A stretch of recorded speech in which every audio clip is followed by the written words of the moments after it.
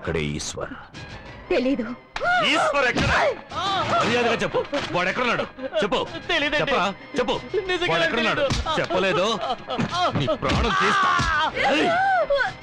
చెప్పవే, ఎక్కడే వాడు? చెప్పు, చెప్పరా చెప్పు. ఎక్కడికి వెళ్ళాడు ఈశ్వర్? ఈ ఊరు వదిలే పారిపోయాడా?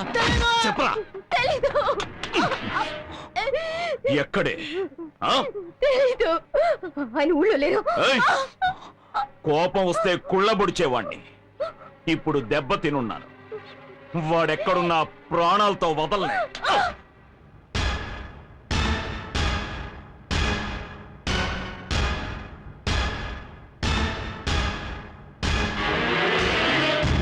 ఎందుకురా?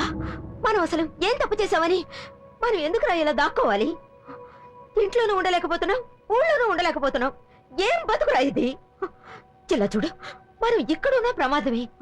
మాట్లాడకుండా బెంగళూరులో ఉన్న మీ మావ ఇంటికి వెళ్ళిపోదాం. నా మాట వినండి అమ్మా, మీరు వెళ్ళండి. మరి కళ్ళ ముందు భర్త చావును చూసిందాన్ని నేను ఆయనతో కలిసి జీవించింది కూడా గుర్తులేదు. ఈనాటికి ఆయన చావే నా కళ్ళ ముందు కదలాడుతోంది. నీ విషయంలో కూడా అలాంటిది ఏదైనా జరిగిందంటే నేను తట్టుకోలేను బాబు. నా మాట వినరా, దయించి రారా.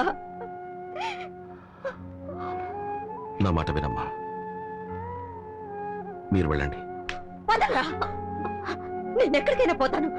నా కొడుకు ఎక్కడో అక్కడ ప్రాణాలతో ఉన్నాడన్న ఆలోచనతోనే బతికేస్తాను. రావి, అమ్మా నా మాట వినమ్మా, తొందరపడొద్దు. వాడు మగాడే, చస్తే ప్రాణాలే పోతాయి. నువ్వు ఆడపిల్లవి, శీలంతో ఆడుకుంటారే.